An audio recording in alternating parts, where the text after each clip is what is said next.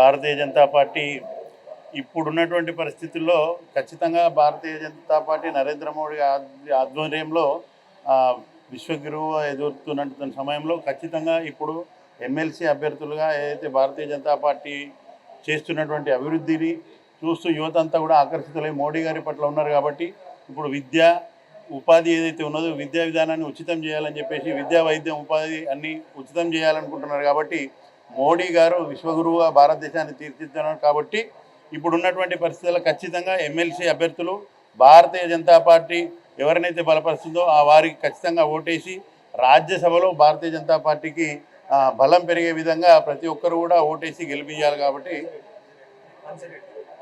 అంజిరెడ్డి గారు ఇప్పుడు మరియు అదేవిధంగా టీచర్స్ అభ్యర్థిగా ఉన్నటువంటి కుమరయ్య గారిని కూడా భారీ మెజార్టీతోని పార్టీలకు అతీతంగా దేశం కోసం ధర్మం కోసం భారతీయ జనతా పార్టీ చేస్తున్న దానికి సపోర్టుగా ప్రతి ఒక్కరు కూడా వీరికి బలపరిచి మొదటి ప్రాధాన్యత ఓటుతోని వీళ్ళని బలపరచాలని కోరుతున్నాను.